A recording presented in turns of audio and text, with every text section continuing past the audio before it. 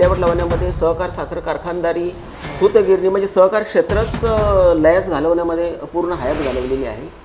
आफ्टरमध्ये जे पहिल्यांदा मुख्यमंत्री झाले तिथून जी त्यांना सवय लागली ती सवय आज पण त्यांना सोडायला तयार नाही.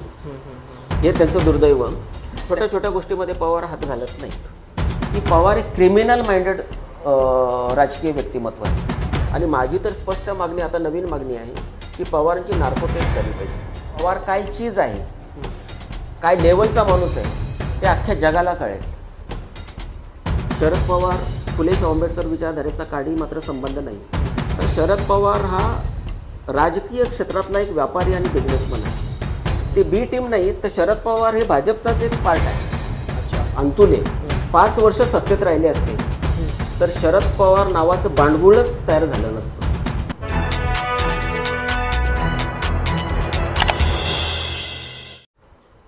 नमस्कार, मी विशाल गोसावी. आपण बघत आहात प्रबंधभूमी महाराष्ट्र न्यूज. प्रबंधभूमी महाराष्ट्र न्यूजच्या माध्यमातून आपण वेगवेगळ्या व्यक्तिमत्वांना भेटत असतो, त्यांची मुलाखत घेत असतो. परंतु आज अशा एका व्यक्तिमत्वाची मुलाखत आहे. त्या व्यक्तिमत्वाने आपल्या लेखणीच्या माध्यमातून संबंध महाराष्ट्र हलवला आणि खऱ्या अर्थाने त्यांनी दगाबाज पुस्तक लिहत शरदचंद्रजी पवार कसे दगाबाज आहेत हे त्यांच्या पुस्तकातून त्यांनी दाखवून दिलेलं आहे. खऱ्या अर्थाने महाराष्ट्राचे 4 वेळा मुख्यमंत्री असलेले शरदचंद्रजी पवार, त्या शरदचंद्रजी पवार यांनी किसान क्रांती घडवली असं म्हटलं जातं. ते सहकार क्षेत्राचे एक आदर्श व्यक्तिमत्व आहेत असं म्हटलं जातं. त्या शरदचंद्र पवार यांची स्वतः सन्माननीय बाळासाहेब ठाकरेंपासून तर सन्माननीय नरेंद्र मोदी यांनी त्यांचं कौतुक केलेलं आहे. आणि असे शरदचंद्रजी पवार खरंच दगाबाज असू शकतात का हे आपण बघणार आहोत या मुलाखतीच्या माध्यमातून. आज आपल्यासोबत चर्चा करण्यासाठी दगाबाज या पुस्तकाचे लेखक MB पाटील सर आहेत.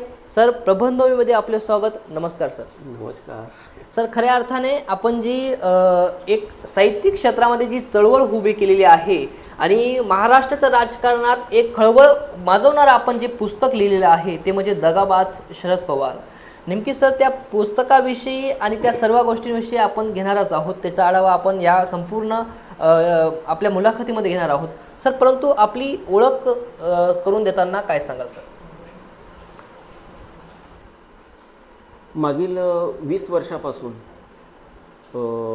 20 वर्ष सातत्याने म्हणजे 1999 पासून 2019 पर्यंत राष्ट्रवादी काँग्रेससोबत मी काम केलेलं आहे. विद्यार्थी, युवक आणि फादर बॉडी अशा सगळ्या ठिकाणी मी काम केलेलं आहे. आणि हे काम करत असताना अनेक पदही मला मिळाली. 2019 मध्ये मी काम थांबवलं आणि पक्षाचे अध्यक्ष आणि पक्षाचे जे नेते आहेत त्यांची मी एक चिकित्सा सुरू केली.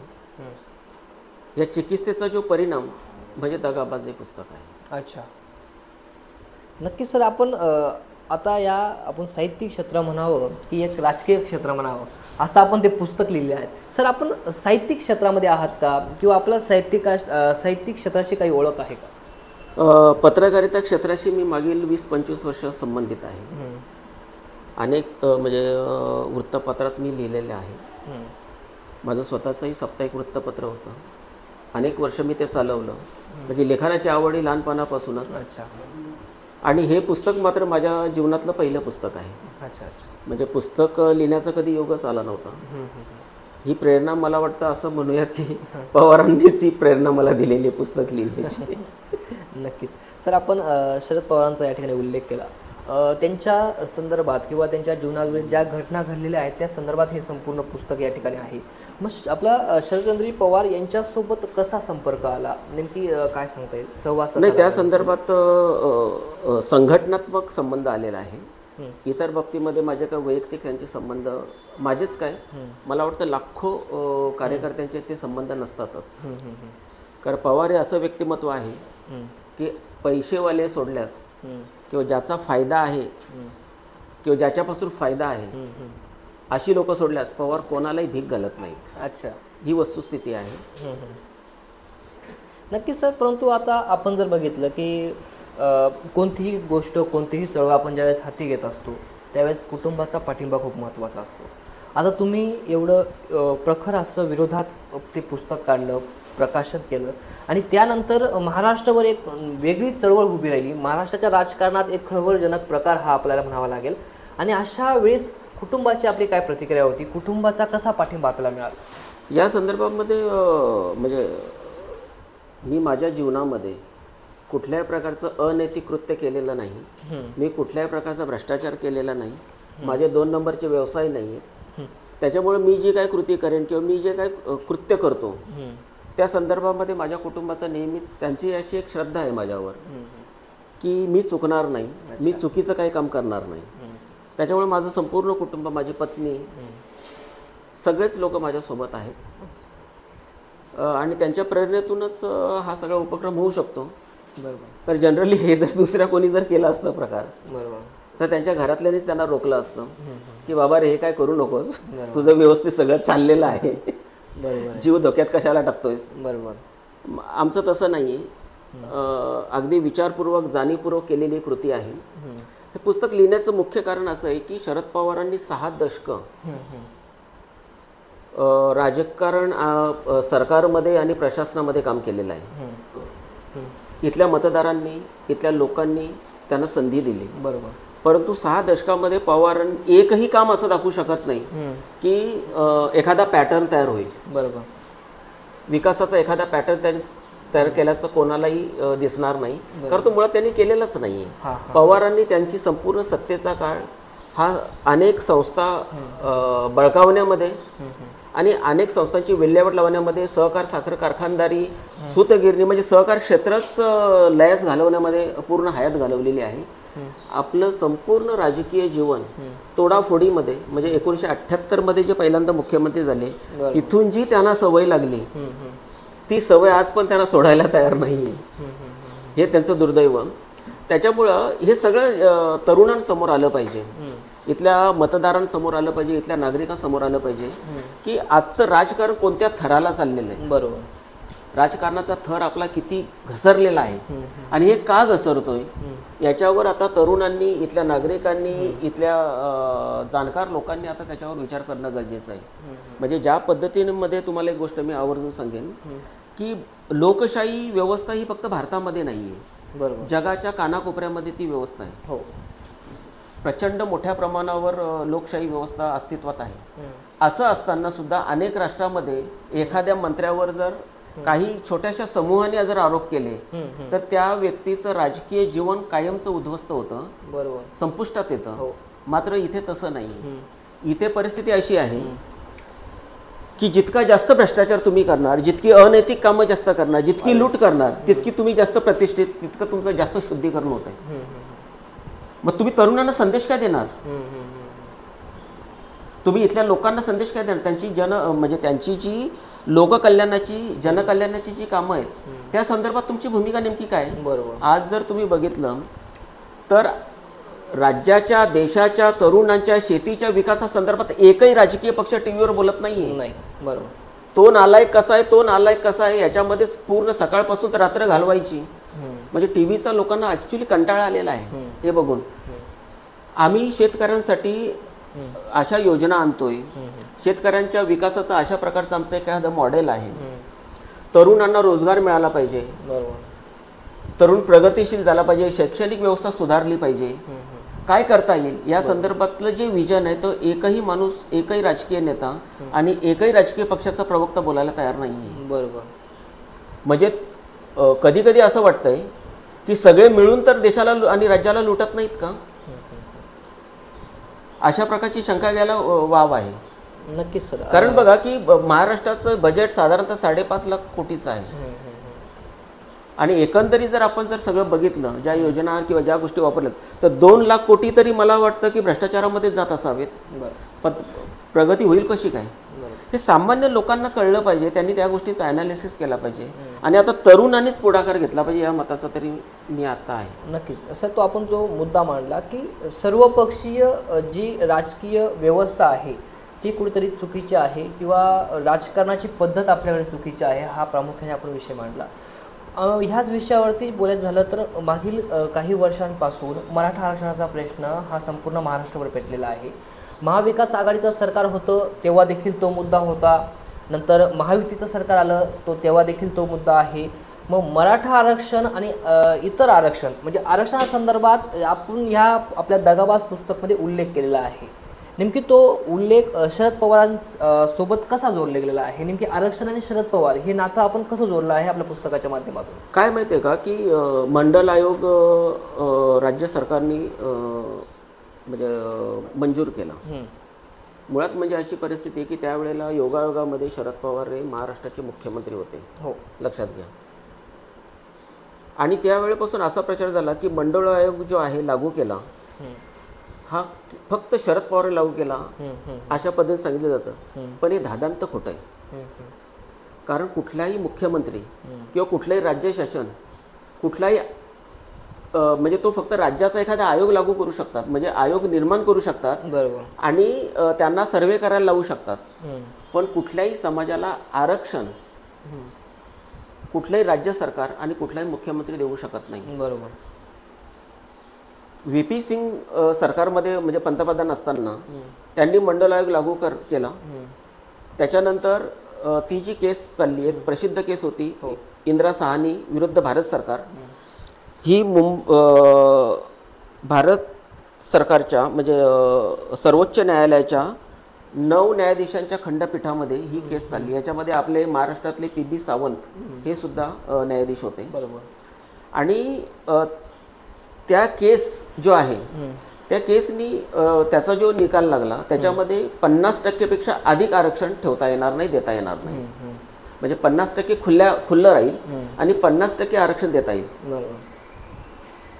SC ST यांना ऑलरेडीच आरक्षण दिलं गेलं होतं. त्याच्यामुळे 50%च्या आतमध्ये जी मर्यादा होती त्याच्यामध्ये 27.5 किंवा 27% जे आरक्षण राहिलं होतं ते ओबीसीना दिलं गेलं. बरोबर.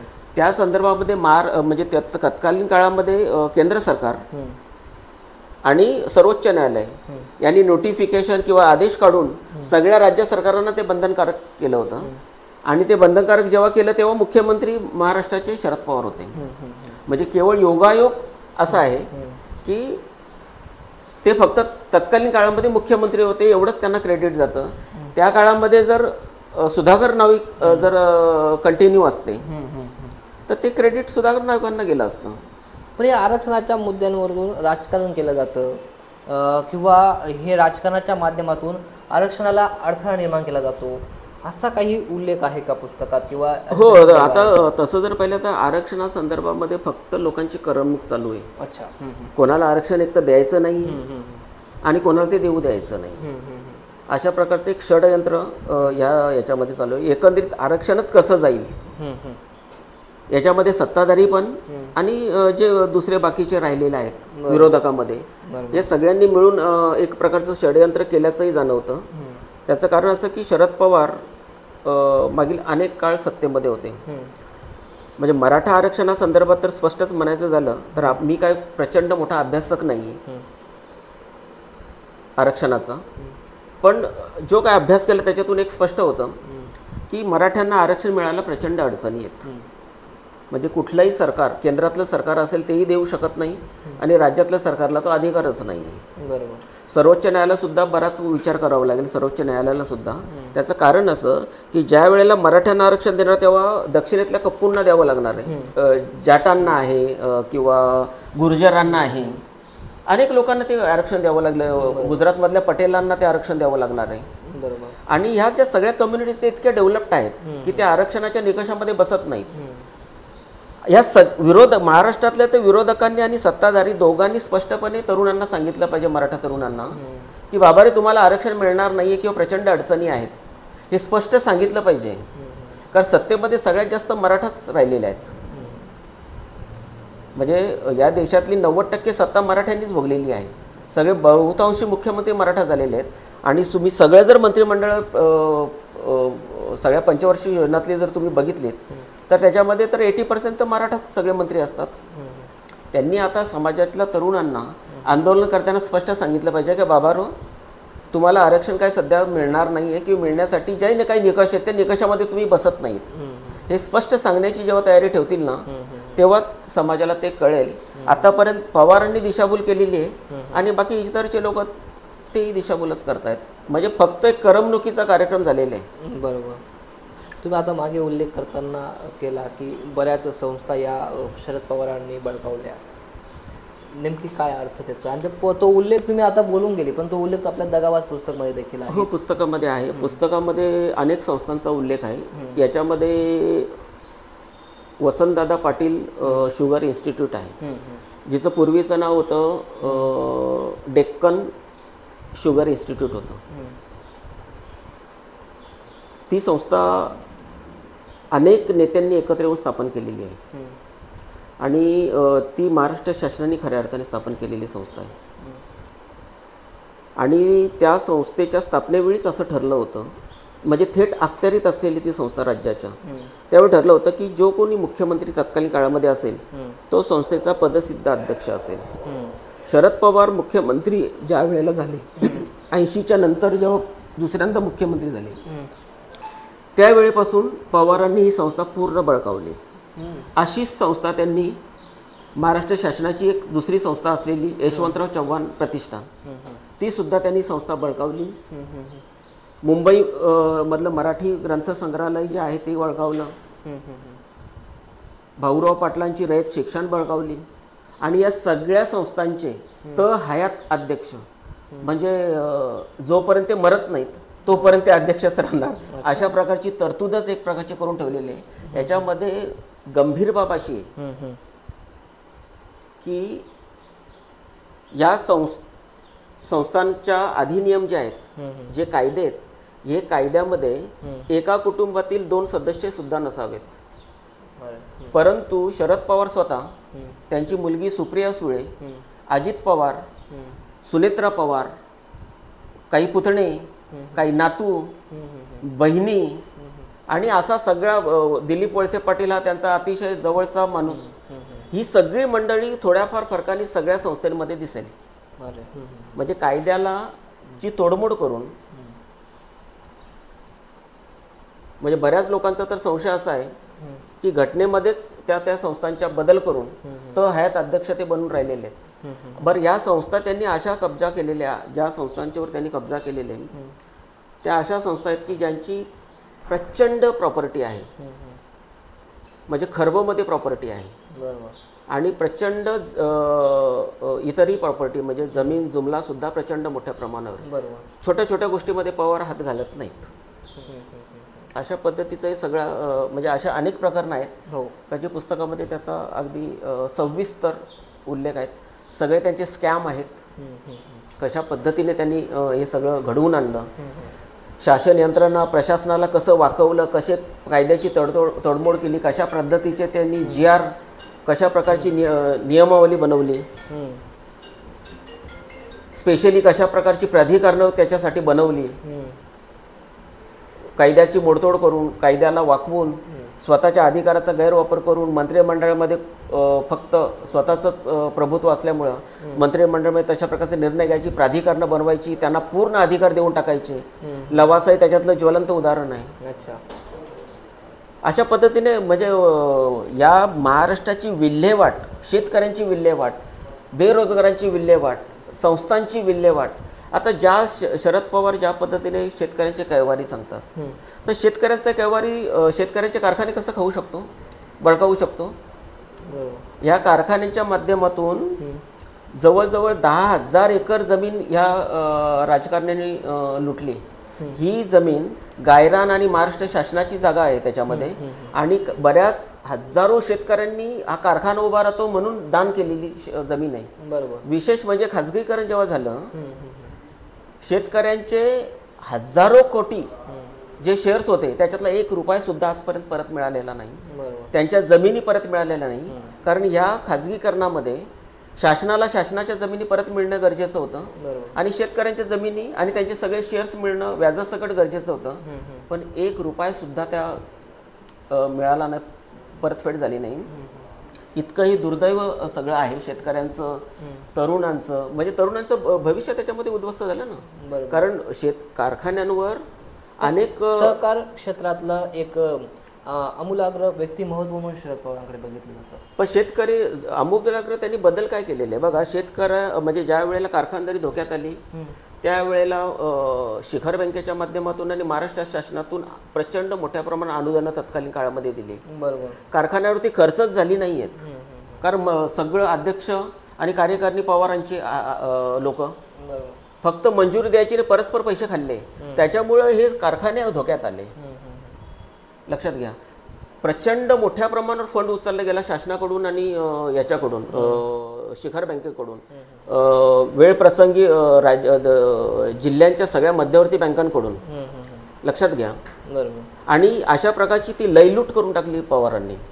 पवारांच्या आदेशाने, पवारांच्या सल्ल्याने या सगळ्या गोष्टी झालेल्या आहेत. कारण बऱ्याच गुन्ह्यांमध्ये तुम्ही बघाल ना, तर बऱ्याच केसेसमध्ये तर पवार तुम्हाला समोर दिसणार नाहीत, पण या सगळ्यांच्या मागे पवारच असतात. म्हणजे पवारांची ज्या वेळेला कठोरपणे चौकशी होईल केंद्र शासनाच्या जे विविध एजन्सीज आहेत त्या एजन्सीजच्या माध्यमातून, आणि माझी तर स्पष्ट मागणी, आता नवीन मागणी आहे की पवारांची नार्को टेस्ट झाली पाहिजे. पवारांची जर नार्को टेस्ट झाली तर त्यांच्या दारापर्यंत ज्या ज्या चौकशा आलेल्या आहेत अतिशय भयानक आणि लाजिरवाण्या, त्या सगळ्यांचं सगळं उघड होईल. म्हणजे दूध का दूध आणि पाणी का पाणी, म्हणजे पवार काय चीज आहे, काय लेवलचा माणूस आहे, ते अख्ख्या जगाला कळेल. पवारांविषयी एवढा द्वेष का? पवारांबद्दल माझा कुठलाही द्वेष नाही. पवारांबद्दल द्वेष यासाठी नाही का पवार माझे काही नातेवाईक नाही आहेत, पवार माझे काही गाववाले नाही आहेत. पवार ही वृत्ती आहे. लक्षात घ्या. म्हणजे पवारांना समजून घ्यायचं असेल तर पवार ही व्यक्ती नाही, बरोबर, ते राजकीय प्रक्रियेचं प्रतिनिधित्व आहे. बरोबर. राजकीय प्रक्रियेचं प्रतिनिधित्व हे मी का म्हणतो, कारण राज्याची आणि देशाची राजकीय प्रक्रिया ते जेव्हा 1978 मध्ये जी तोडफोड करून मुख्यमंत्री झाले, तिथून भारताची राजकीय व्यवस्थाच बिघडलेली आहे. म्हणजे भ्रष्ट राजकीय व्यवस्था, तडजोड करून सरकार बनवणं, तडजोड करून सरकार पाडणं, म्हणजे ही जी सगळ्या म्हणजे चुकीची ज्या प्रथा प्रस्थापित झाल्या, या प्रथांचा जो करता धरता आहे आणि जो समर्थक आहे त्याचं नाव शरद पवार आहे. नक्कीच. मी मगाशी त्या पुस्तकमध्ये वाचताना बघितलं, ते पुस्तक आम्ही देखील त्या ठिकाणी बघितलं, वाचलं. त्याच्यामध्ये शरद पवार आणि गुन्हेगारांशी संबंध असा एक भाग त्याच्यात दिलेला आहे. नेमकी त्याच्यावरती काय स्पष्ट? आता शरद पवारांचे गुन्हेगारांशी संबंध ही बाब अजिबातच लपून राहिलेली नाही.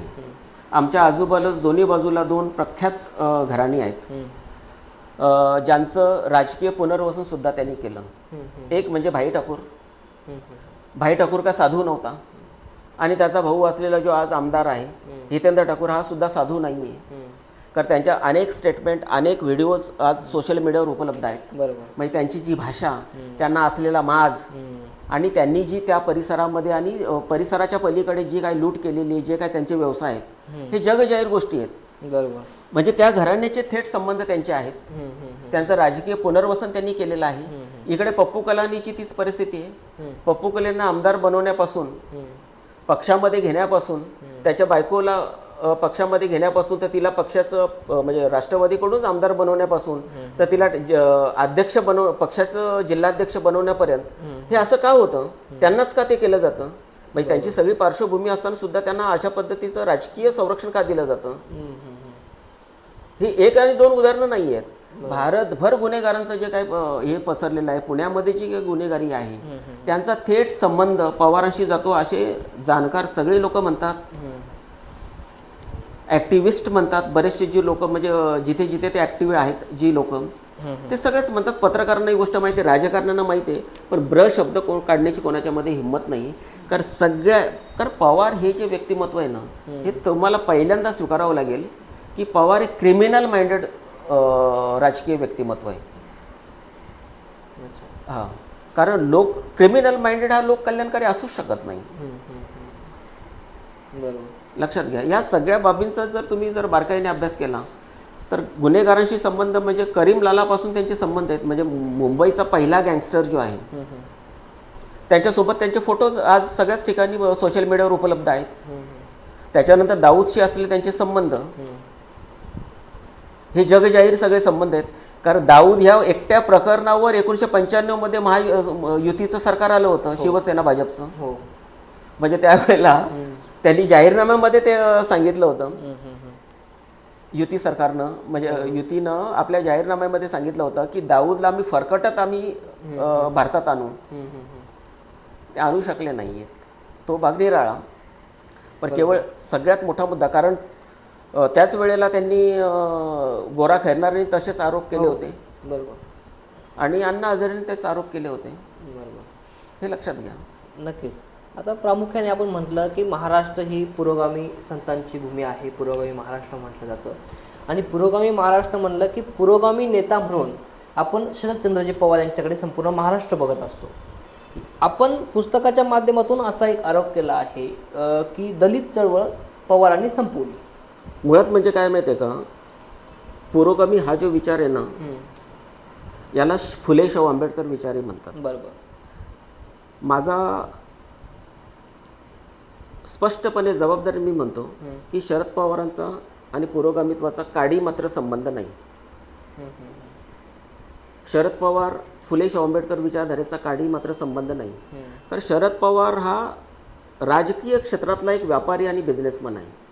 24 तास राजकारण, पूर्ण वेळ राजकारण हा त्याचा धंदा झालेला या माणसाचा, लक्षात घ्या तुम्ही. आणि हे सगळं करण्यासाठी हा सगळा, आता तसं जर तुम्ही म्हणत असाल का शरद पवार हे पुरोगामी व्यक्तिमत्व आहे, तर 2014 मध्ये महाराष्ट्रामध्ये भाजपचं सरकार आलं. भाजपला काही सीट कमी पडत होत्या सरकार बनवण्यासाठी. बरोबर. देवेंद्र फडणवीस आणि भारतीय जनता पार्टीने किंवा त्यांच्या केंद्रीय नेतृत्वाने सुद्धा कोणाचाही पाठिंबा मागितला नव्हता. बरोबर. कारण त्यांचे जो पार्टनर आहे शिवसेना ही थोडी रुसलेली होती. बरोबर. हो, लक्षात घ्या. मग त्यावेळेला हे जर पुरोगामी आहेत, हो हो, फुले शाहू आंबेडकरांचा उदो उदो करतायत, बरोबर, तर हा त्यांचा बिझनेस आहे.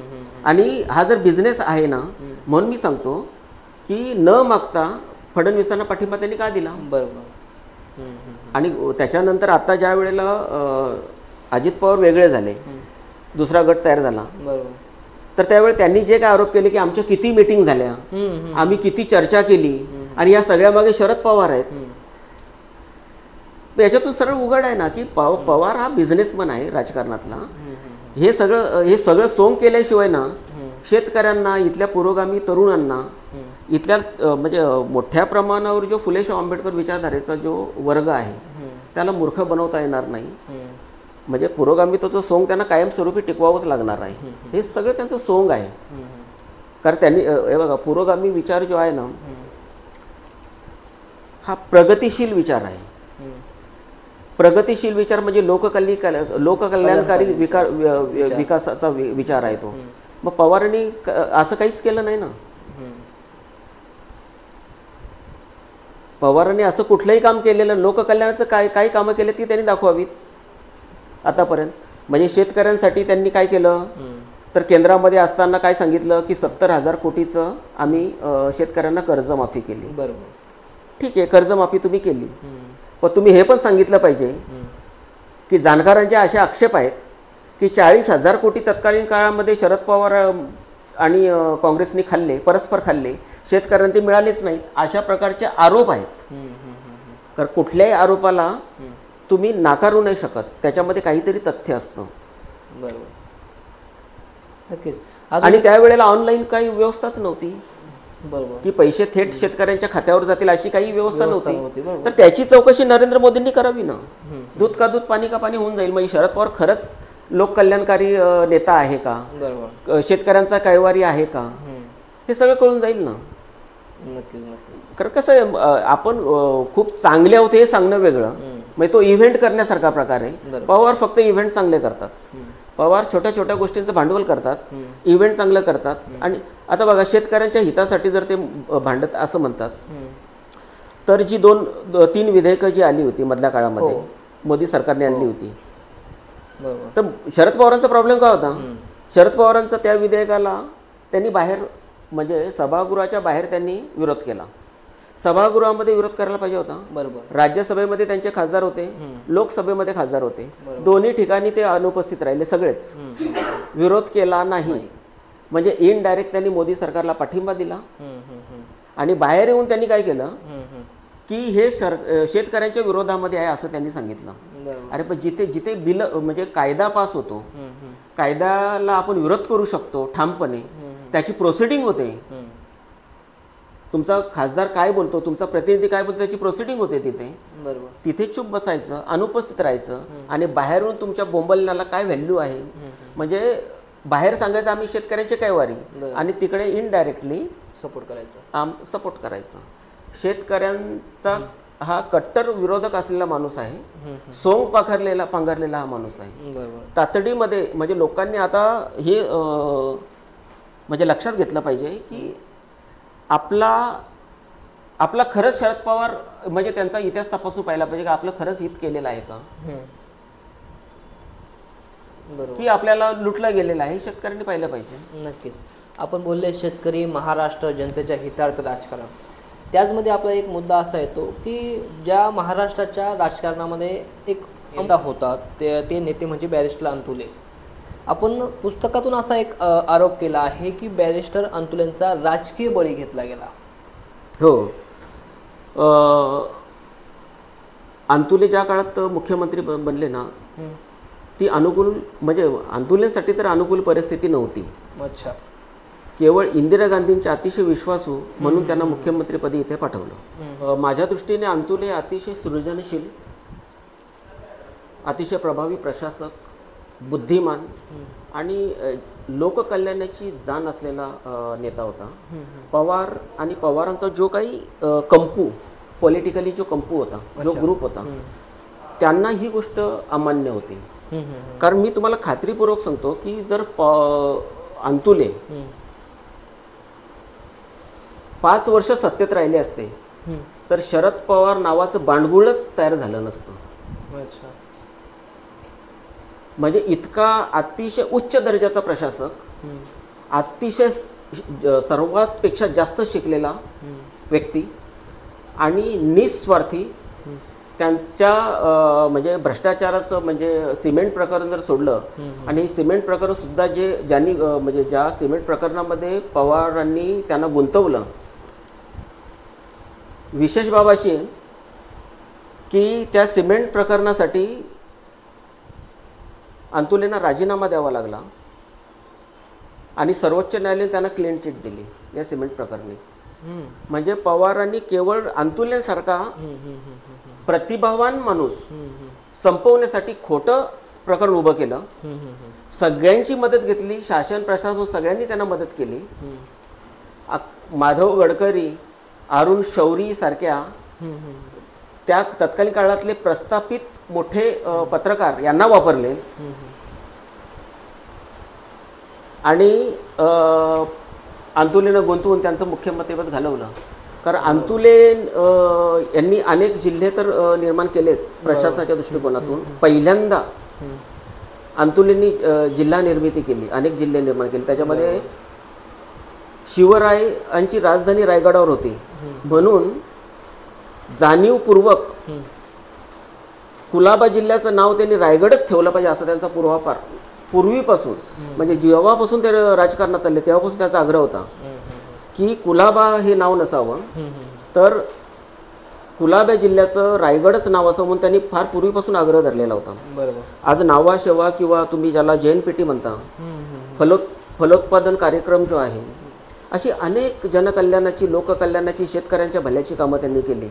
म्हणजे 5 वर्षामध्ये या राज्याचा चेहरा मोहरा त्यांनी बदलला असता. इतका म्हणजे प्रशासकीय आणि बौद्धिक आणि प्रशासनावर वचक असलेला तो माणूस होता. परंतु पवारांनी त्यांचं करिअरच खराब करून टाकलं. म्हणजे शरद पवारांनी बॅरिस्टर अंतुलेंचा राजकीय बळी अशा पद्धतीने आपण अशी अनेक प्रतिभावान माणसं पवारांनी संपवलेली आहेत. अंतुले एक त्याच्यातलं उदाहरण आहे. आता तुम्ही अंतुले साहेबांबद्दल सांगितलं की राजकीय त्यांचा बळी घेतला गेला आणि आपल्या पुस्तकात असे अनेक मास्टर माइंड घोटाळे असा उल्लेख त्या ठिकाणी करून पॉईंट मांडले गेलेले आहेत. काय वाटतं, कोणते असे घोटाळे, प्रमुख घोटाळे जे शरदचंद्रजी पवार यांनी केलेले आहेत आणि तुम्ही त्या पुस्तकात त्यांचा उल्लेख केलेला आहे? पवारांचे असे इतके घोटाळे आहेत की मला वाटतं 100ही पार होईल एवढे ते घोटाळे असतील. पण काही महत्त्वाच्या घोटाळ्यासंदर्भात आपण त्याच्यामध्ये केलेले म्हणजे बनावट मुद्रांक घोटाळा जो आहे तो तेलगीने केला असं सगळंच म्हणतात. बरोबर, लक्षात घ्या.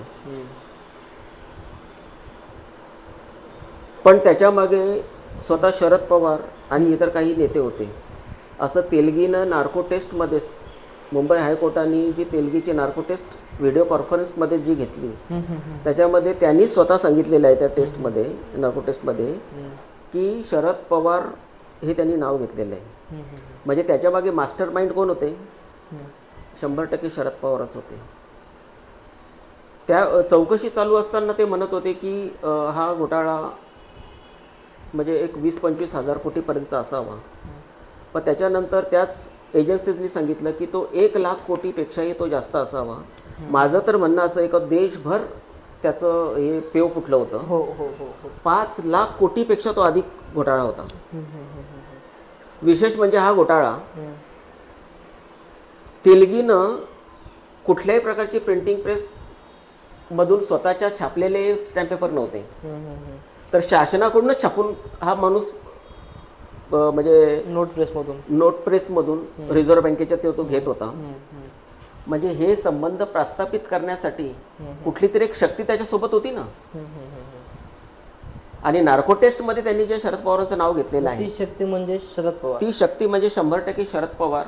तो अपूर्ण राहिलेला त्याची चौकशी आहे. ती चौकशी यंत्रणांनी जर शरद पवारांची आता केली आणि शरद पवारांच्या या संदर्भात जर नार्को टेस्ट केली तर देशाची अनेक गुपितं, अनेक त्यांचे भ्रष्टाचार, अनेक गोष्टी सगळ्या जगासमोर येतील. कारण सिल्वर ओकच्या दारापर्यंत कोणकोणत्या आता मागील 2 वर्षापूर्वी चौकशा गेल्या होत्या.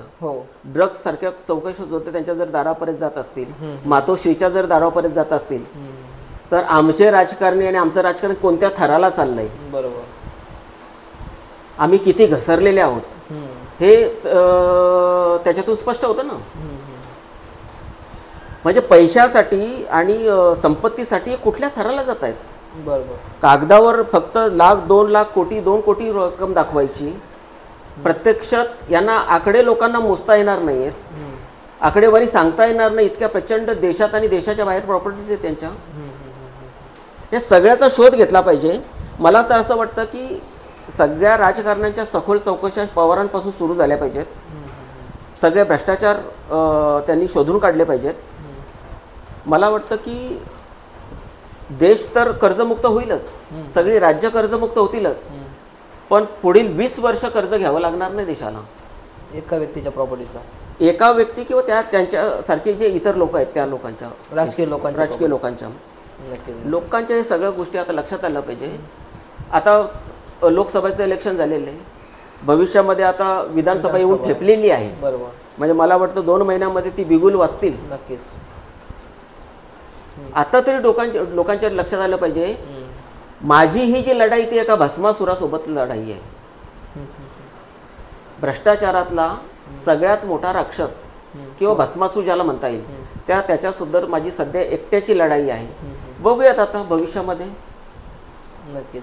आपण अनेक राजकीय गोष्टींचा उल्लेख केला. आता येणाऱ्या काळात देखील विधानसभा आहेत, सगळ्या गोष्टी, मोठमोठे नेते, राजकीय मंडळी आपल्याला महाराष्ट्राला लाभलेली आहे. तो एक इतिहास आहे. तसंच ऐतिहासिक एक सुवर्णपान म्हणजे राजकीय इतिहासात सुवर्णपान म्हणजे यशवंतराव चव्हाण असं म्हटलं जातं. यशवंतराव चव्हाण आणि शरद पवार यांच्या संबंधांविषयी देखील दगाबाज पुस्तकामध्ये आपण उल्लेख केलेला आहे. काय सांगा? यशवंतराव चव्हाण आणि शरद पवारांचे संबंध, राजकीय संबंध हे कसे होते याचं उदाहरण म्हणजे अतिशय तरुण वयामध्येच त्यांना दिलेली आमदारकी. म्हणजे प्रस्थापितांना डावळून त्यांना आमदार बनवलं. बरोबर. नुसतं आमदार बनून थांबवलं नाही. तर वसंतरावांच्या पहिल्या मंत्रिमंडळामध्ये त्यांना गृहराज्यमंत्रीपद सुद्धा केवळ यशवंतरावांमुळेच दिलं. यशवंतरावांची हुजरेगिरी करूनच मुख्यमंत्रीपद मिळवलं. ही फोडाफोड जी आहे ना त्याच्यामध्ये 2 बाजू आहेत. एक म्हणजे यशवंतराव खरंच पुरोगामी जर असतील तर पवारांना त्यांनी आपले आमदार दिलेले नाहीत. आणि यशवंतराव जर पुरोगामी नसतील तर पवार ह्या त्यांच्या चेल्याला त्यांनी स्वपक्षातले आमदार फोडून भेट दिलेले असावेत. अच्छा. लक्षात घ्या. हो हो हो हो. तर त्याच्यामुळे त्यांचे जे संबंध आहेत ते पोषक राहिलेले आहेत. हम्म. यशवंतरावांची बरीच धोरणं आणि कार्यक्रम शरद पवार आजपर्यंत राबवताना दिसतात. बरोबर. त्याच पद्धतीने आपण बोलले की मास्टर माइंड, बी टीम या सर्व गोष्टींचा उल्लेख देखील त्या आपल्या दगाबाज पुस्तकात आहे. तर राष्ट्रवादी ही भाजपची बी टीम आहे असा उल्लेख आपण त्या पुस्तकात केलेला आहे. नेमकी त्याचा संदर्भ काय लागतो?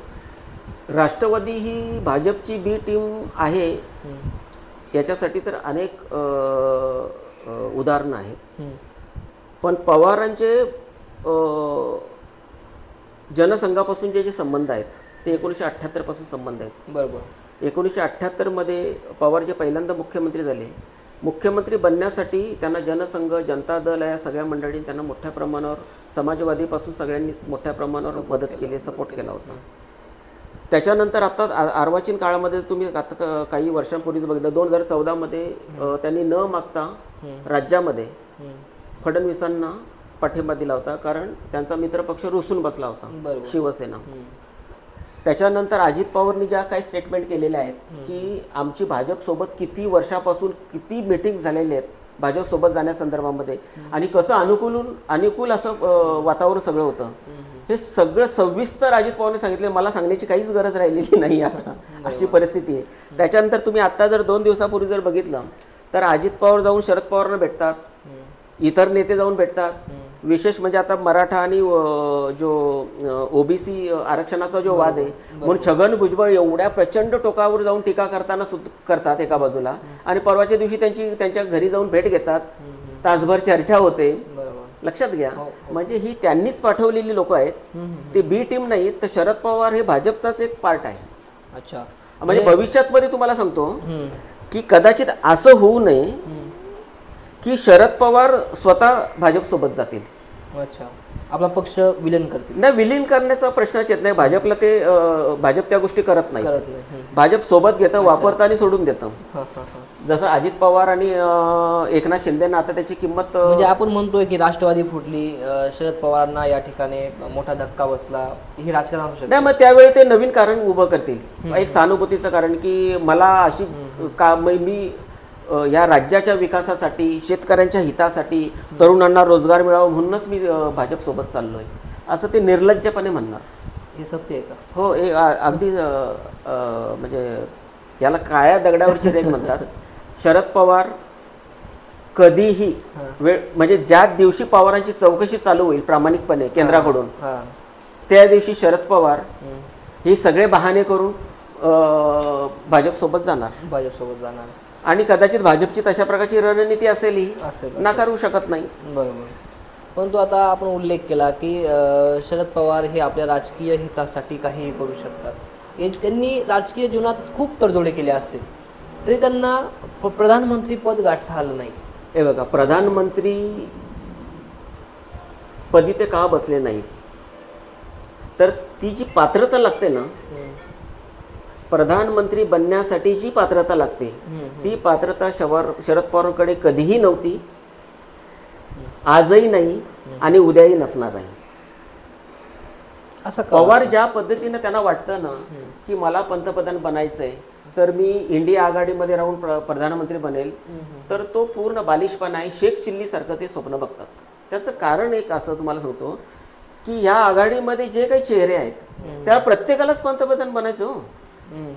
एकट्या शरद पवारांना नाही, निखिलेशलाही, यादवलाही पंतप्रधान बनायचं आहे, आणि इतर जे आहेत त्यांनाही पंतप्रधान बनायचं आहे. लक्षात घ्या.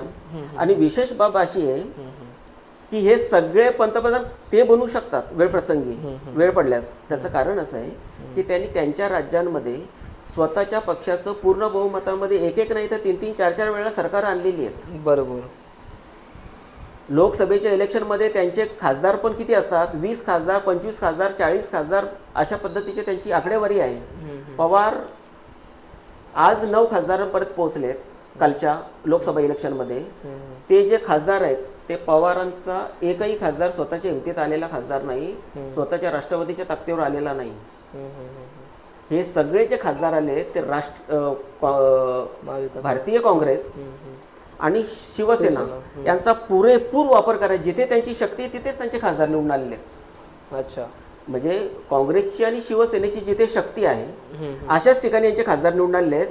पवारांनी एकटे म्हणजे एकट्याच्या जीवावर म्हणून एखादी निवडणूक लढून दाखवावी. एक ग्रामपंचायत आणण्याची पात्रता पवारांमध्ये नाही आणि ताकदही नाही. ही वास्तवता आहे आणि ही सगळी वास्तवता लोकांनी समजून घेतली पाहिजे. याच्यावर लोकांनी व्यक्त झालं पाहिजे. आता ही माझी एकट्याची लढाई नाही, मी सगळ्यांचीच लढाई लढतोय. अच्छा, नक्कीच. हां, या सर्वांचा आपण आढावा घेत असताना सर्वात महत्त्वाचा आपल्या पुस्तकातील उल्लेख म्हणजे गोविंद बाग. तिथे आपण पुस्तकात उल्लेख केला आहे की गोविंद बाग ही एक राजकीय अड्डा आहे.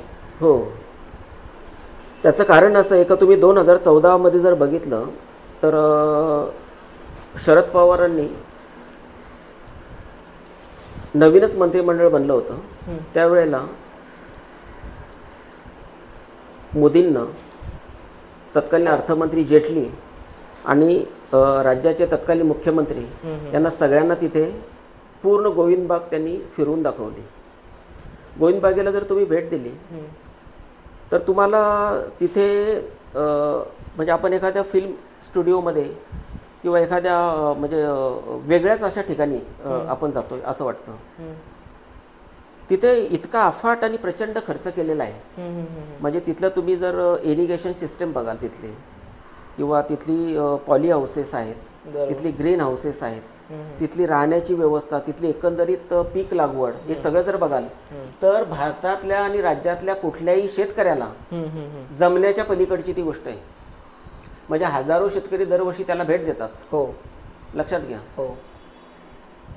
मग असं सगळं असताना भेट देतात, तिथलं बरंचसं ज्ञान घेऊन येतात असं सगळी लोक सांगतात. बरोबर. मग ते आत्महत्या का करतात? पवार आत्महत्या का वाचवू शकलेले नाहीत सांगा मला. बरोबर. मग तिथे 100 एकरचा त्यांचा जो गोविंद बाग हा प्रोजेक्ट आहे त्याच्यामध्ये ते 100 कोटीपेक्षा जास्त रुपये कमवतात असं ते भासवतात. बरोबर. मग तो मंत्र शेतकऱ्यांचा ज्या कैवारी तो आहे त्या शेतकऱ्यांना तो का देऊ शकत नाही, त्यांना कोट्याधीश तो का बनवू शकत नाही?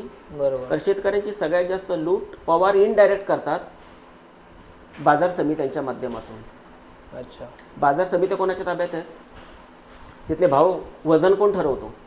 भाव कोण ठरवतो? मोनोपॉली कोणाची आहे? हे सगळं तुम्ही जर लक्षात घेतलं तर या सगळ्या संस्थांवर कब्जा पवारांचा असल्यामुळं शेतकरी बर्बाद झालेला आहे.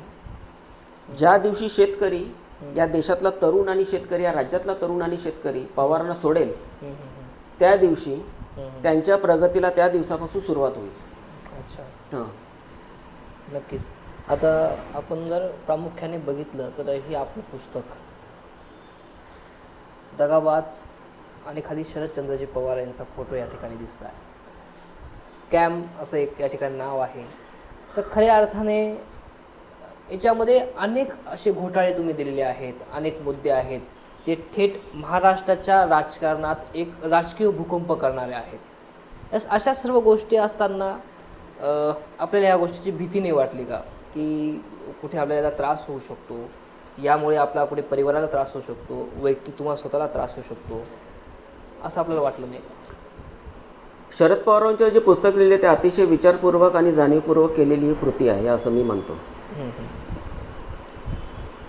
त्याच्यामुळं दुसरी महत्त्वाची गोष्ट, शरद पवारांनी जो काय भ्रष्टाचार केलेले, लोककल्याणाची जी काय वाट लावलेली, तर त्याच्यामुळे दुसरी महत्त्वाची गोष्ट तो जो माणूस काय भ्रष्टाचारी जे काय त्याचं एकंदरीत व्यक्तिमत्व आहे त्याच्यामुळे मी त्यांना घाबरत नाही आणि मला कोणाची त्यांची भीती वाटत नाही. कारण मला भीती कोणाला वाटते? जो स्वतः अनैतिक कामं करतो, जो स्कॅम करतो, काहीतरी चुकीच्या गोष्टी करतो. मी माझ्या आयुष्यामध्ये असं काही चुकीचं कामच केलेलं नाही. मी सरकारची कुठली योजना खाल्लेली नाही, कुठलाही भ्रष्टाचार केलेला नाही, माझे 2 नंबरचे धंदे नाही आहेत, माझी लफडी नाही आहेत. माझं शोधून शोधून तुम्ही शोधणार काय? आणि त्याच्यामुळे माझ्या कुटुंबाकडून सगळ्यांकडून मला पाठिंबाही मिळतो. कारण त्यांना खात्री आहे का हा माणूस जे काम करणार ते योग्य काम करणार. त्याच्यामुळे पवारांना घाबरण्याची गरज नाही. त्रास प्रचंड झाला, धमक्या आल्या, अगदी बऱ्याच टोकापर्यंत अडवलं, 2 वेळेला मला अडवलं. आणि कदाचित आदेश असेल की त्याला फक्त अडवायचं आणि दम द्यायचा, सोडून द्यायचं, मला सोडून दिलं. अशा अनेक प्रकार आपल्यावरती म्हणजे हल्ले करण्याचे देखील प्रयत्न झाला माझ्यावर. पण मी त्याचा भाऊ बनवला नाही किंवा मी पोलिसांकडे तक्रारही केली नाही, कारण पवार हा एक थिल्लर माणूस आहे. पवार त्याच्या लायकीप्रमाणेच काम करणार ना. प्रत्येक माणूस जो आहे ना तो त्याच्या पात्रतेप्रमाणे काम करतो. पवारांचे संबंध जर तुम्ही एकंदरीत जर बघितले, त्यांचे आज जे संबंध आहेत, ज्या इंडस्ट्रियलिस्टशी त्याचे संबंध आहेत, ज्या राजकीय क्षेत्रातील लोकांशी संबंध आहेत, गुन्हेगारी क्षेत्रातील सगळ्या थिल्लर लोकांशी संबंध, म्हणजे जो थिल्लर असतो तो थिल्लरांशी संबंधच प्रस्थापित करणार ना. प्रत्येकाची कॅटेगरी असते. तर त्याच्यामुळं अशा लोकांना मी भीक घालत नाही, त्यांच्या गुंडाफुंडांना पण मी भीक घालत नाही. लक्षात आलं का? कारण हे कायद्याचं राज्य आहे, संविधानाचं राज्य आहे. सगळ्यांना समान कायदा आहे, समान सगळ्यांना हे आहे. त्याच्यामुळे मला घाबरण्याची काही आवश्यकता नाही. नक्कीच. आता जे आपण हे पुस्तक या ठिकाणी निर्माण केलेलं आहे, आम्ही हे पुस्तक तर बघितलं तर आदिती प्रकाशन म्हणून या ठिकाणी प्रकाशन दिलेलं आहे आणि नंतर आम्हाला कळतं आहे की ते प्रकाशन तुमचं स्वतःचं आहे. तर तुम्ही एवढं मोठं पुस्तक काढताय, ते महाराष्ट्राच्या ऐतिहासिक गोष्टींना तडा देणार आहे, ऐतिहासिक बाबी सांगणाऱ्या आहेत किंवा जो इतिहास घडलेला आहे त्या संदर्भात अलर्ट करण्यासाठी ते पुस्तक आहे. मग आपलं स्वतःचं प्रकाशन काढण्याची वेळ का आली? मुळात काय झालं, मी पुस्तक लिहिलं ना, पूर्ण झाल्यानंतर प्रकाशन कसं करायचं याचं कुठल्याही प्रकारचं नॉलेज मला नव्हतं. कारण काही संबंधच माझा आला नाही कधी या गोष्टीशी, का प्रकाशन कसं करायचं. त्यासाठी मग काय केलं की आमच्या काही संपर्कामध्ये काही प्रकाशन संस्था किंवा काही लोकांनी सुचवले की अमुक प्रकाशन संस्थांकडून तुम्ही त्यांच्याकडे जा, त्यांना तो विषय सांगा आणि प्रकाशित करा तिकडनं. कारण फायनान्शियल पण काही आमच्या काही समस्या होत्याच. बरोबर. तर प्रकाशनाला काही छोटी रक्कम लागत नाही, फार मोठी रक्कम लागते. बरोबर. आणि प्रस्थापित जे महाराष्ट्रातले अनेक प्रकाशक आहेत जे आमच्या संपर्कात आले, तर या प्रकाशकाकडे आम्ही गेलो. पुस्तकाचा विषय समजून घेतल्यानंतर त्यांनी कंप्लीट आम्हाला विरोध केला. ते म्हणाले की आम्ही हे पुस्तक प्रकाशन करू शकत नाही, कारण काही पिढ्यांपासून आमचे हे व्यवसाय आहेत. तुमच्या एका पुस्तकामुळे आमचं व्यवसायच धोक्यात येऊ शकतो आणि ती रिस्क आम्ही घेऊ शकत नाही. अच्छा. असे ते का म्हणाले त्याचं स्पष्ट कारण आहे की कदाचित एखादा एव्हिडन्स एखाद्या प्रकाशासोबत झाला असणार आणि त्याच्यापासून त्यांनी काहीतरी बोध घेतलेला आहे. त्याच्यामुळे अनेक लोकांनी आम्हाला ती गोष्ट नाकारली, का ते म्हणाले आम्ही करणार नाही. बरं, मग त्याच्यानंतर मग असा विचार केला की ठीक आहे, आता प्रकाशन संस्था आपणच काढूयात आणि त्याच्या माध्यमातून प्रकाशन करू. पण प्रिंटिंग तर कोणीतरी केली पाहिजे. बरोबर. म्हणून काही आमच्या संपर्कात जे प्रिंटर्स होते त्यांच्याकडे आम्ही गेलो. प्रस्थापित मी नावानिशी सांगू शकतो, पण सध्या मी त्यांचं नाव घेणार नाही, की त्या लोकांनी म्हणजे त्यांच्या प्रोफाईल फोटो व्हॉट्सअपला मोदींचा फोटो आहे. प्रकाशक आणि प्रिंटर्स. पण ज्या वेळेला आम्ही पुस्तक घेऊन प्रिंटिंगसाठी गेलो तर त्यांनी आम्हाला हात जोडले की आम्ही हे पुस्तक प्रकाशित करू शकत नाही. मी त्यांना सांगितलं की तुमचं नाव पण त्याच्यामध्ये येणार नाही, आम्ही कुठे लिंक पण करणार नाही. ते म्हणाले असं होत नाही, याचा सुगावा लागणारच आणि आम्ही ज्या काबाड कष्टांनी शून्यातून जे काय आम्ही निर्माण केलेले ते एका रात्रीमध्ये ध्वस्त होणार. ही रिस्क आम्ही घेऊ शकत नाही. म्हणून दिल्लीमध्ये जाऊन हे पुस्तक प्रिंट करावं लागलं. आणि त्याच्यानंतर मुंबईमध्ये प्रेस क्लब, आझाद मैदान, तिथे आम्हाला ते प्रकाशित करावं लागलं. पुस्तक प्रकाशनासाठी सगळे चॅनल्स आणि सगळ्या प्रिंट मीडियाचे प्रतिनिधी होते, मात्र कोणीही आम्हाला प्रसिद्धी दिली नाही. कारण कदाचित तसे आदेश आले असावेत. कारण ज्यांनी बातम्या लावल्या त्या तातडीमध्ये काढून टाकण्यात आल्या. बऱ्याचसे म्हणजे तिथे या गोष्टी अशा घडल्या. अशा अनेक अडचणींना मात करत करत करत आम्ही आज अनेक लोकांपर्यंत पोहोचलोय. बरोबर. परंतु जे आपण हे जे पुस्तक प्रकाशित केलेलं आहे, राजकीय दृष्टिकोनातून बघितलं, तुम्ही बोलले की नरेंद्र मोदींचा फोटो, भाजपचे कार्यकर्ते, त्यांनी सुद्धा प्रिंटिंग लावलेला नकार दिला, अनेक प्रकाशने या ठिकाणी नाही बोलले. कितीही केलं तरी राजकीय दृष्टिकोनातून फायदा हा भाजपला होणार होता. मग भाजपच्या कार्यकर्त्यांनी किंवा त्यांच्या विरोधकांनी आपल्याला सपोर्ट केला किंवा या गोष्टी झाल्या? नाही, ॲक्च्युली पूर्वीपासून आम्ही निपक्षपाती आणि जे करायचं आपलं स्वतःच्या हिमतीवरच करायचं. म्हणजे येईल हरी आणि देईल खाटल्यावरी, कोणतरी येईल आणि आपल्याला सहकार्य करेल या भावनेवर हे पुस्तकाची निर्मितीच नाहीये. बरोबर, लक्षात घ्या. त्याच्यामुळे भाजपकडे कधी आम्ही गेलो नाही आणि कधी आम्ही त्यांच्याशी चर्चाही केलेली नाही. बरोबर. आता तो त्याचा फायदा घ्यायचा नाही घ्यायचा हे भाजपवर अवलंबून होतं. बरोबर. पण आमचे काही वाचक लोक नक्कीच म्हणाले की भाजपने याचा जर फायदा इलेक्शनमध्ये घेतला असता तर भाजपला एक चांगल्या पद्धतीचं वातावरण मिळालं असतं, म्हणजे त्याचा एक बेनिफिट मिळाला असता. पण आता तो त्यांचा प्रश्न आहे. बरोबर. लक्षात आलं का? कारण अजित पवार तिकडे गेल्यामुळे कदाचित पवारांचं पुस्तक आम्ही कसं हे करणार असाही अर्थ लागू शकतो, होऊ शकतं. परंतु आता त्यावेळेस ऑनलाईन पद्धतीने ह्या पुस्तकासंदर्भात माहिती आम्हाला मिळाली. आम्ही अनेक बुक स्टॉलवरती भेटी दिल्या. आम्ही हे पुस्तक आम्हाला मिळेल का बघितलं. अनेक ठिकाणी काही ॲमेझॉनसारख्या साईटवर देखील आम्ही व्हिजिट दिल्या, पण स्टॉक अवेलेबल नाही असे काहीतरी तरी मेसेज होते. मग पुस्तक अवेलेबल का होत नाही? पुस्तक अवेलेबल न होण्याची महत्त्वाची कारणं अशी आहेत की जे पुस्तक विक्रेते आहेत ते पुस्तक विक्रेते पुस्तक ठेवण्यासाठी घाबरतात. म्हणजे त्यांना भीती अशी आहे की जसा तो प्रकाशक आणि प्रिंटरचा विषय आहे ना, अगदी बुक विक्रेत्यांचा तसाच विषय होता. पण आता मात्र या गोष्टीला बऱ्यापैकी लोकांचा प्रतिसाद मिळायला लागलेला आहे. म्हणजे अनेक शहरांमध्ये आता पुस्तक विक्रेते तयार झालेले आहेत आणि अगदी जाहीरपणे पुस्तक विक्री जोरात चालू आहेत. आता तशा काही अडचणी नाही आहेत. सुरुवातीला त्या अडचणी होत्या, लोक घाबरत होते. पण काही प्रकाश यांचं मत असं आहे पुस्तक विक्रेत्यांचं का बाबा तुम्ही सुद्धा लोकांसाठी ना नफा ना तोटा तत्वावर जर एवढं सगळं काय करता आणि एवढा मोठा धोका पत्करता तर आम्ही सुद्धा त्याला काहीतरी त्या कार्याला हातभार लावण्याचा दृष्टिकोनातून प्रयत्न केला पाहिजे. म्हणून आता खूप लोक आता पुस्तक विक्रीत मोठे मोठे पुस्तक विक्रेते आता आपली पुस्तकं पुण्यामध्ये आणि अनेक अशा ठिकाणी ते विक्री करतात. नक्कीच नक्कीच. आपण हे संपूर्ण पुस्तक पुन्हा आमची ऑनलाईन वेबसाईट आहे aditiprakasan.com, त्याच्यावरही पुस्तकाची विक्री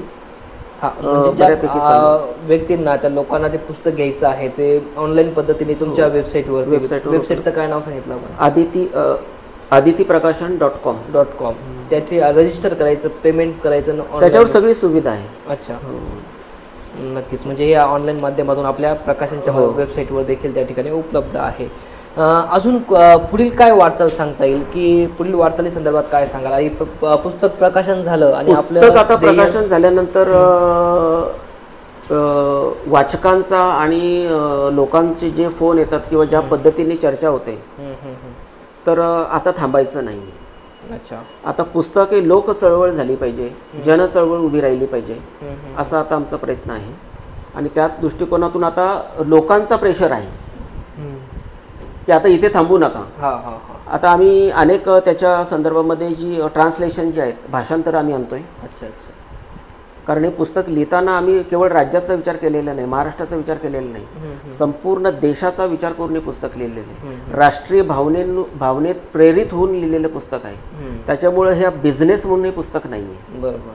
तर एक लोक चळवळ व्हावी, लोकांना हे जे राजकारण आहे ते कोणत्या थराला पोहोचलेलं आहे, आपण आता काय केलं पाहिजे. कारण ही शेवटची संधी तुम्हाला आहे 2-5 वर्ष. 2-5 वर्षामध्ये तुम्ही जर राजकारण्यांनाच जर बदललं नाही तर तुमचं जगणं मुश्किल होणार आहे. प्रचंड असंतोष, रोजगाराच्या संधी तुमच्या जाणार आहेत, प्रचंड समस्या तयार होणार आहेत. आणि म्हणून ह्या प्रेरणेतून हे मी पुस्तक लिहिलेलं आहे. तर त्याच्यामुळं बघूयात आता. बरोबर, नक्कीच. एक विषय असा येतो की आपण संपूर्ण हे पुस्तक लिहिलं, त्या माध्यमातून लोक वाचतायत, प्रतिसाद देत आहेत. तर आपण आमच्या प्रेक्षकांना किंवा युवकांना काय आव्हान करू इच्छिता? मला असं वाटतं की व्हिडिओच्या माध्यमातून किंवा मुलाखतीच्या माध्यमातून आपण फार कमी मुद्द्यांना हात घालत असतो. मी आधीच सांगितलं का पुस्तक विक्री करणं हा आमचा व्यवसाय नाही. बरोबर. ही केवळ एक लोक चळवळ आहे. नफा कमवणे हा आमचा त्याचा उद्देश नाही. हे पुस्तक जे आहे ते 458 पेजेसचं भलं मोठं पुस्तक आहे. टोटल मुख्य प्रकरण 58 आहेत आणि उपप्रकरणं 81 प्रकरणं आहेत. असं 139 प्रकरणांचं हे पुस्तक आहे. हे पुस्तक तरुणांनी, शेतकऱ्यांनी, सगळ्यांनी वाचलं पाहिजे. ज्यावेळी ते वाचेल त्यावेळेला राजकारण कोणत्या थराला गेलेलं आहे, आपण नेमकं काय केलं पाहिजे, आपल्या लेकरांना आपण काय सांगितलं पाहिजे. म्हणजे आजपर्यंत जे काय सांगितलं जातं की पुरोगामी आणि प्रतिगामी अशा प्रकारच्या 2 विचारधारा आहेत आणि तिसरी विचारधारा आहे डावी विचारसरणी. आज मी दावा करून सांगतो की कुठलीही विचारधारा योग्य राहिलेली नाही. सगळ्या विचारधारांमध्ये दोष आहेत आणि म्हणून तुम्ही चांगले उमेदवार, चांगली विचारधारा त्याच्यातून निवडा. तरुणांना मी सांगेन, तरुणांना जर राजकारणात यायचं असेल तर त्यांनी करिअर म्हणून राजकारणामध्ये यावं, पूर्ण वेळ राजकारणामध्ये यावं. त्याच्या आधी त्यांनी भरपूर भारतभर फिरावं, सगळ्या प्रकारचा भूप्रदेश बघावा, सगळ्या प्रकारची मानसिकता बघावी, शेकडो हजारो लोकांशी त्यांनी चर्चा करावी, सगळ्या थरातल्या लोकांशी चर्चा करावी आणि सगळा पूर्ण अभ्यास म्हणजे बजेट समजून घ्यावं, योजना समजून घ्याव्यात, विविध जे अधिवेशनं होतात, राज्याची देशाची जी अधिवेशनं होतात त्या अधिवेशनाला उपस्थित राहावं, या सगळ्याचा त्याने अभ्यास करावा. मागील 30, 35, 40 वर्षाच्या राजकारणाचा अभ्यास करावा आणि मग अतिशय विचारपूर्वक त्यांनी करिअर म्हणून राजकारणात यावं. मी खात्री देऊन सांगतो की तुमच्या स्पर्धेत पण कोण टिकणार नाही. इतकं परिपक्व आणि अतिशय लोककल्याणकारी अशी नेतृत्व तयार होतील आणि परत हे राज्य, हा देश प्रगतिशील होईल. नक्कीच. धन्यवाद सर. एक स्फोटक मुलाखत या माध्यमातून आम्हाला मिळाली. खऱ्या अर्थाने ज्या पद्धतीने ही हिंमत आपण केली त्याची दाद दिली पाहिजे. खऱ्या अर्थाने आपल्याला फॅमिलीकडून पण सपोर्ट होता, परंतु स्वतःची एक प्रबळ इच्छाशक्ती देखील महत्त्वाची असते आणि एक महाराष्ट्रातला एक युवक किंवा एक तरुण लेखक अशी ह्या गोष्टी करतायत, प्रयत्न करतायत. ते पत्रकारिता क्षेत्रामध्ये त्यांनी काम केलेलं आहे आणि पहिलं पुस्तक प्रकाशन केलं आणि त्याला देखील चांगल्या पद्धतीने प्रतिसाद मिळतो आहे. आणि ज्या राजकीय घडामोडी या ठिकाणी होत आहेत, या राजकीय घडामोडींवरती किंवा चालू परिस्थितीवरती जर कोणी लिहू इच्छितो त्याला आपण नक्कीच एक प्रेरणा देणारे एक व्यक्तिमत्व ठराल अशी आम्ही अपेक्षा व्यक्त करतो. त्याच पद्धतीने आपण एवढा आम्हाला अमूल्य वेळ दिला त्याबद्दल मी आभार व्यक्त करतो. आपल्या कार्याला, आपल्या येणाऱ्या पुढील आवृत्तीला मनपूर्वक शुभेच्छा देतो आणि सर आपण वेळ दिला त्याबद्दल आभार व्यक्त करतो. धन्यवाद.